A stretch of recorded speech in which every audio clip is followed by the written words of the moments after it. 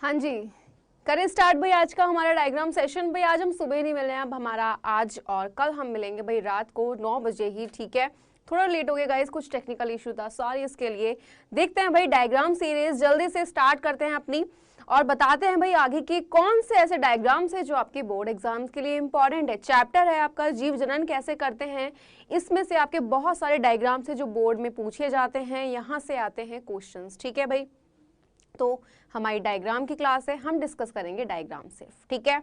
चलिए भाई, तो सबसे पहली बात स्टार्ट करेंगे अलैंगिक जनन की विधियां। क्लियर बेटा, आपको पता है कि अलैंगिक जनन क्या है?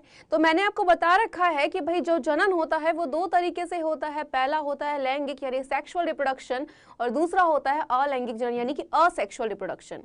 क्लियर। अब जो हमारा बेटा अलैंगिक जनन होता है उसमें आ जाती है बहुत सारी विधियां, ठीक। तो उन्हीं विधियों में हम स्टार्ट करेंगे, कि का नाम बताऊंगी प्लस आपको डायग्राम बता दूंगी। एक्सप्लेनेशन बेटा ज्यादा यहाँ पे नहीं करेंगे क्योंकि ऑलरेडी टॉपिक मैंने आपको समझा रखा है। तो डायग्राम के अकॉर्डिंग मैं आपको पॉइंट्स बताऊंगी, ठीक है। स्टार्ट करते हैं जल्दी से और देखते हैं कौन सा डायग्राम आपको यहाँ पे प्रैक्टिस करनी है जो एग्जाम के लिए इंपॉर्टेंट है। सबसे पहले आपका टर्म आता है बेटा द्विखंडन, ठीक है।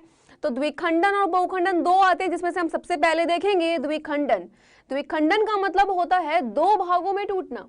अगर आप देखो कि भाई जब एक कोशिका और एक सेल होती है, यानी भाई अब मान लो हमारे जितने भी अलैंगिक जनन जिसमें होता है वो एक कोशिकीय जीवों में होता है, यानी जो एक कोशिका से बनता है। आप देख रहे हैं कैसे दो कोशिका बन गई यहाँ से, यानी दो बन चुके हैं। तो इसी तरीके से क्या होता है बेटा, जो क्या हुआ हमारा जो अमीबा होता है उसमें क्या होता है, अमीबा में मिलता है द्विखंडन।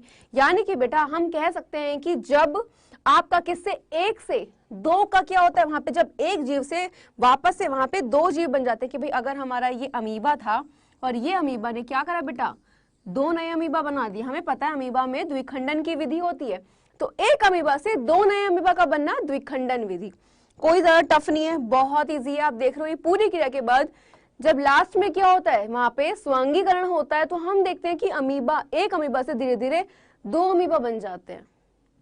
क्लियर। सेकंड आपका आता है बेटा बहुखंडन। बहुखंडन का मतलब हो जाता है बहुत सारे भागों में टूट जाना, ठीक भाई। कितने बेटा, बहुत सारे भागों में टूट जाना। आप यहाँ पे देख रहे हो बेटा, हम एग्जांपल ले लेते हैं प्लाज्मोडियम का। तो भाई एक क्या थी, ये मान लो कि हमारे पास एक कोशिका है, सेल है, ठीक है, कोई भी जीव कह सकते हैं, ठीक। तो ये क्या था, यहाँ पे हमें पता है केंद्रक भी है। हमें पता है कोशिका के अंदर क्या होता है बेटा, केंद्रक होता है, प्लस इसके अंदर आपका क्या है, कोशिका द्रव्य है। साथ ही साथ क्या हो जाता है आपका यहाँ पे बेटा, आपका जो आप देख रहे हो इस जगह पे आपकी कोशिका है, प्लस सिस्ट जो कि बाहर वाली है। तो बाहर वाली को बोलते हैं सिस्ट, जो कि एक रक्षीय भित्ति होती है। अब यहाँ पे क्या है, देखिए आप देख रहे हो बहुखंडन विधि में जब हमने देखा भाई द्विखंडन, तो उसमें एक से दो का निर्माण हुआ, लेकिन हम देख रहे हैं यहाँ पे एक दो तीन चार पांच छह कितने सारे बन गए हैं, है ना। तो जब क्या होता है लास्ट में जाके जो ये बाहर वाली जो क्या होती है बेटा, जो ये सिस्ट होती है, ठीक, ये क्या हो जाती है, ये फट जाती है, और जितनी भी क्या होते हैं जो भाई नई संतति कोशिकाएं होती है वो बाहर निकल जाती हैं। तो जब एक से दो बनता है द्विखंडन, और जब एक से बहुत सारे बन जाते हैं बहुखंडन। बहुत इजी डायग्राम है, इसकी प्रैक्टिस भी जरूरत है। सिंपल सा बनाओ और सेल्स दिखा दो। क्लियर है गाइज। चलिए आगे क्या आ जाता है, देखिए। हाँ जी, आप देख सकते हो एक थी कितनी सारी बन गई है बेटा, ठीक है। आप ये वाला जो पार्ट देख रहे हो ना, ये वाला बाहर वाला, ये क्या है, ये तो सिस्ट हो गया। और जितनी भी सेल्स होती है जब ये सिस्ट फट जाता है, सारी को संतति कोशिकाएं बाहर। संतति कोशिकाएं क्या होती हैं, जो नई सेल्स बनती हैं। ये कौन सी है, ये तो भाई पेरेंट सेल है, यानी जनक कोशिकाएं। इससे ही तो बनी है ये सारी, जो नई बन गई वो क्या हो गई, संतति। ओके चलो आगे।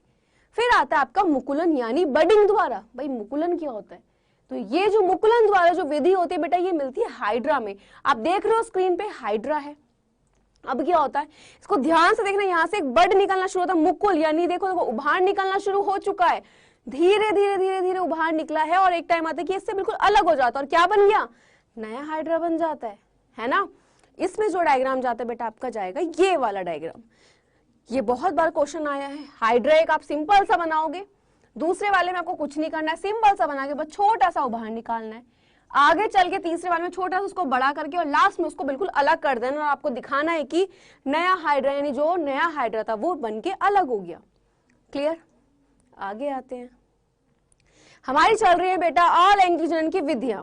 अब आ जाता है आपका बीजाणु निर्माण यानी स्पोर फॉर्मेशन। तो आप देख रहे हो यहाँ पे क्या हो रहा है भाई, ये इस प्रकार से बेटा एक जाली बनी होती है, यहाँ पे ये क्या होता है, ऐसे होता है, इस प्रकार से संरचना होती है। इसको थोड़ा इस तरीके से बनाते हैं, देखो सिंपल सा ऐसे होता है और इस तरीके से ये निकल जाती है। इसके अंदर क्या होता है, इस प्रकार से बेटा बीजाणु भरे होते हैं, ये बहुत सारे, ठीक है। इसको इस तरीके से मान लीजिए कि हमने रेत को ले लिया है और किसी कपड़े में बंद कर दिया, तो क्या हुआ, वहां पे वो बंद गया। जैसे ही हमने उसको कहीं से भी हम क्या कर देते हैं, क्या कुछ भी लिया हमने, मान लो कि हमने दुपट्टा ले लिया, कोई भी चुन्नी वगैरह ले ली, उसको काटा, या फिर कोई भी कपड़ा मान लो कोई भी ले लिया, उसमें हमने क्या करा बेटा, वहां पे रेत को भर दिया। अब उसको पकड़ लिया कस के और क्या करा, उसको कहीं से भी काट दे तो क्या होगा, रेत बाहर निकलना शुरू कर देता है। क्लियर। तो क्या हो जाएगा, जब आप वो जिस तरीके से निकल रहा है आपने देखा, उस तरीके से बेटा यहाँ पे क्या होता है, जो ये स्पोर्स होते हैं, जो बीजाणु होते हैं, ये हवा में उड़ने लग जाते हैं, ये जो संरचना होती है फट जाती है और क्या होती है, ये बाहर निकलना शुरू हो जाते हैं। क्लियर। डायग्राम देखोगे तो इसमें क्या है, जो ये बाहर वाली जो स्ट्रक्चर होती है क्या होती है बेटा, इसको बोलते हैं बीजाणुधानी। ये फट जाता है और जो ये बीजाणु होते हैं ये वायु में फैल जाते हैं। क्लियर। ये होता है आपका स्पोर फॉर्मेशन, यानी क्या हो जाता है आपका भाई, बीजाणु निर्माण। अब पुनर्जनन, पुनर्जनन क्या है भाई, वापस से जनन होना। यहाँ पे क्या होता है बेटा, सिंपल आपका प्लेन एरिया का एग्जाम्पल, आपका एक प्लेन एरिया था, ठीक है, इसको 3 भागों में हमने काट दिया। अब देखा भाई 3 भागों में कट चुका है वो, ठीक, लेकिन थोड़े हम देखते हैं बाद में इसमें हो जाता है पुनर्जनन की क्रिया, यानी वापस इसका जन्म हो जाता है। और हम देखते हैं एक को काटा था और 3 नए बन गए हर पार्ट से, ठीक, क्या बन गए बेटा, 3, क्योंकि जो प्लेन एरिया होता है इसमें कौन सी, इसमें होती है पुनरुद्भवन की क्षमता, यानी कि भाई वो क्षमता जिसकी मदद से क्या होता है भाई, अगर कोई अंग कट जाए तो वो वापस से अपने अंग को वापस ले सकता है, लेकिन मनुष्य में नहीं मिलती। अगर एक भी हाथ या पैर में कोई कट हो जाए तो भाई क्या वापस नॉर्मल हो जाता है, अगर कट जाए क्या वापस आ जाएगा पहले जैसे, पैर नहीं आ सकता, लेकिन क्योंकि उनमें पुनरुद्भवन की क्षमता नहीं है, जो कि किसमें है, प्लेन एरिया में। इसके अलावा और कुछ जीवों में भी, जैसे छिपकली, ठीक है, उसकी अगर पूंछ को काट दे तो वापस आ जाती है नॉर्मल, कैसे, क्योंकि उसमें पुनरुद्भवन की क्षमता है। तो इसीलिए प्लेन एरिया में क्या है, पुनर्जनन, यानी कि अगर जीव को कहीं से भी काटोगे, जितने भागों में काट दोगे वो नया उतने बन जाएंगे। इसके बाद आ जाता है आपका खंडन, ठीक, देखो टूटना, स्पाइरोगायरा, भाई यहाँ पे भी एक स्पाइरोगायरा था, इसको तोड़ दिया और ये क्या बन गया, टूटने के बाद 3 नए बन गए, एक ये बन गया, एक आपका ये आ गया और एक आपका ये आ गया, इस तरीके से। क्लियर। आगे देखिए, कायिक प्रवर्धन यानी वेजिटेटिव प्रोपेगेशन, हाँ जी, यहाँ पे आ जाता है आपके सारे प्लांट्स में।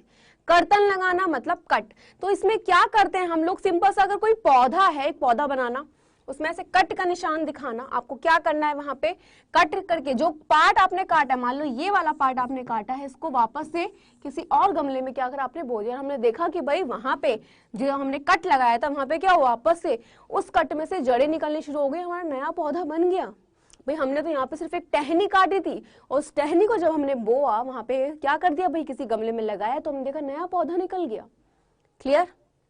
आगे देखो, दाब लगाना या फिर लेयरिंग आ जाता है यहाँ पे।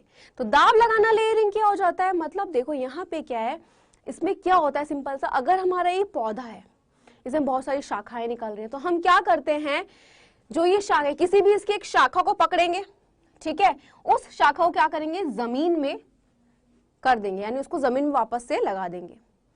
जब जमीन में लगाया तो हमने देखा जब उससे धीरे धीरे उस शाखा से, जो कि हमने भाई इसी पौधे की एक निकल रही थी, मान लो ये भी निकल रही, ये भी निकल रही, ये भी निकल रही, हमने एक को पकड़ा और इसमें जमीन में लगा दिया।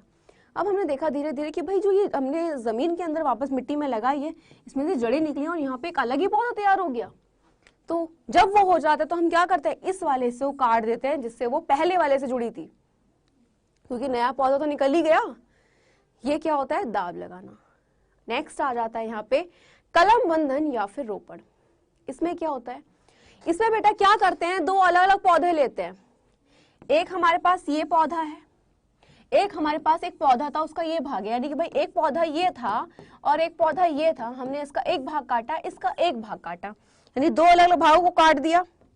अब क्या होता है बेटा, हम पहले वाले को तो इस तरीके से काटते हैं, ऐसे इस वाली शेप में, दूसरे वाले को ऐसे काटते हैं कि इसके ऊपर आराम से वो हम उसको रख सके, और उसको यहाँ पे ऐसे कलम से क्या करते हैं भाई, किसी भी चीज से बांध देते हैं और देखते हैं कि भाई क्या होता है, जब वो जुड़ जाता है वहां पे भी पौधा निकलना शुरू। ये क्या हो जाता है हमारा रूपण। अब आता है पुष्प। फ्लावर सबको पता है क्या होता है ना, सबको पता है फूल, फूल के भाग। फूल का डायग्राम बहुत बार आता है कि पुष्प की अनुदैर्ध्य अधैर्य काट का वर्णन करो, पुष्प के विभिन्न भागों का वर्णन करो, चित्र सहित वर्णन करो, बहुत बार आता है। ओके चलो ये देख रहे हो फूल दिख रहा है बेटा यहाँ पे। अब इस वाले में देखो पूरे एक एक पार्ट दिखेंगे यहाँ पे। ये डायग्राम बहुत अच्छे से बना के आना है। आप यहाँ पे देख रहे होंगे बेटा, हमें पता है जो फूल होता है उसके 4 भाग होते हैं। पहला बाह्य दल होता है, दूसरा दलपुंज होता है, तीसरा आपका पुमंग और फिर जायांग आ जाता है। क्लियर। ये वाला कौन सा पार्ट है, जो ये वाला ये होता है बाह्य दल, और दलपुंज को हम पंखुड़ी भी कह देते हैं। अगर हम बात करें इधर वाले की, ध्यान से देखो, जो ये वाला पार्ट हो जाएगा इसको बोल देंगे बाह्य दल। जो पंखुड़ियां निकली हुई हैं इनको बोल रहे हैं हम पंखुड़ी या फिर दलपुंज। क्लियर।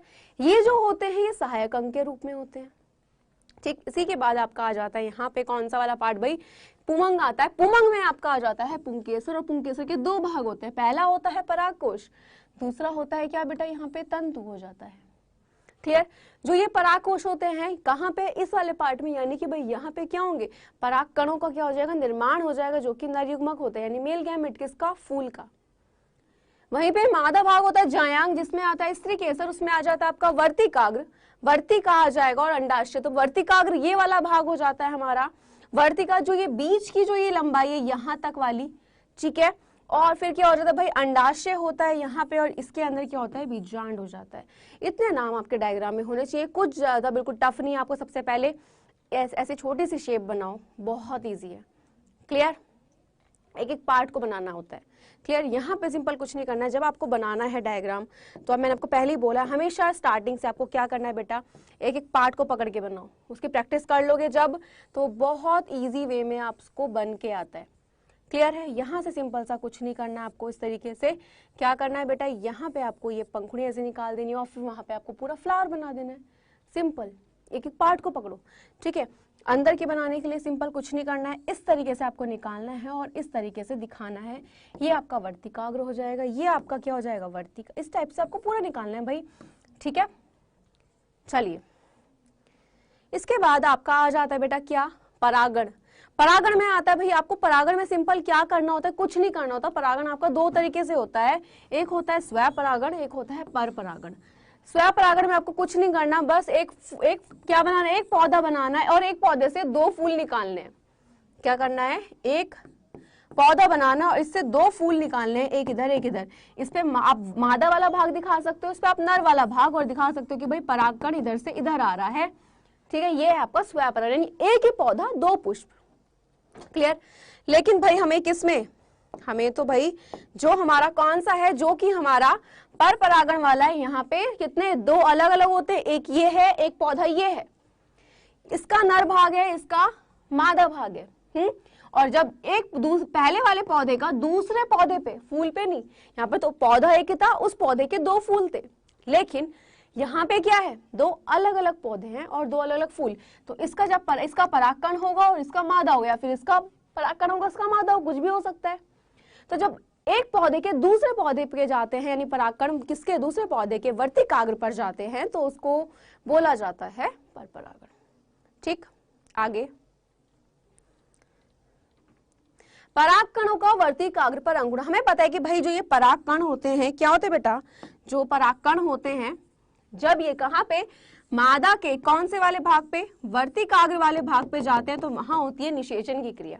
उसके बाद क्या होता है वहां पे भाई, क्या हो जाता है उसके बाद बेटा, वहां पे स्टार्ट होता है कौन सी क्रिया, निषेचन क्रिया के बाद जो भाई वहां पे क्या हो जाएगा, भ्रूण बनना शुरू हो जाता है। देखो क्या है, मादा युग्मक का केंद्रक, मादा युग्मक अंड है, क्या है, वर्तिकाग्र, परागकण आ चुका, धीरे धीरे पराग नलिका आएगी, वहां पे क्या है, अंडाशय, और नर युग्मक पराग नली से कहां जा रहा है, नीचे चला जाता है। क्लियर।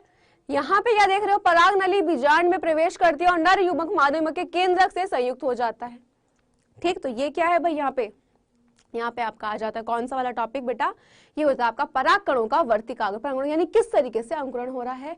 यहाँ पे डायग्राम देख सकते हो। क्लियर है पॉइंट, कि पुष्प के अंदर किस तरीके से निषेचन हो रहा है, पराग नलिका कैसे निकल रही है। आज के हमारे डायग्राम्स यही थे गाइस, कि भाई आपको बताने थे कौन से इंपॉर्टेंट डायग्राम्स है। पहले हमने देखा अलैंगिक जनन की जितनी विधियां हैं, सारे पॉइंट्स बताए क्या है। सेकंड आपको बताया मैंने क्या, कि भाई पुष्प का चित्र, फिर आता है वर्तिकाग्र, जिसको जानने के लिए हमें देखना पड़ता है परागण क्या होता है। मैंने बताया परागण क्या है। स्वपरागण में आपको एक ही फूल बनाना है, साथ ही साथ वहां पे एक पौधा बना के 2 फूल निकालने हैं। पर परागण में 2 अलग अलग पौधे बनाने हैं और उनसे क्या अलग अलग फूल से क्या करके दिखाना है, वहां पे परागण करके दिखाना। फिर परागकणों का क्या भाई, वर्तिकाग्र पर अंकुरण है। भाई परागकण जब जाएंगे कहाँ पे, वर्तिकाग्र पे, वहां पे भाई पराग नलिका कैसे निकलेगी, वहां पे क्या होगा, निषेचन क्रिया कैसे होगी, ये सब है। क्लियर। तो आज की क्लास को यही खत्म करते हैं। कल भी हमारी 9 बजे डायग्राम सेशन होने वाला है। कल हम देखेंगे मेल एंड फीमेल रिप्रोडक्टिव आपका जो सिस्टम है, यानी नर और मादा जनन तंत्र। क्लियर। कल उन दोनों डायग्राम्स को देखेंगे, मोस्ट इंपॉर्टेंट लॉन्ग क्वेश्चन के लिए। तो अभी के लिए सिर्फ इतना ही, और कल देखते हैं डायग्राम्स। ज्यादा बेटा आपके सारे डायग्राम्स मैंने कवर करा दिए हैं, सारे बता दिए कौन से मोस्ट इंपॉर्टेंट हैं। और कल हमारा डायग्राम सीरीज का क्या है भाई, लास्ट सेशन होने वाला है। तो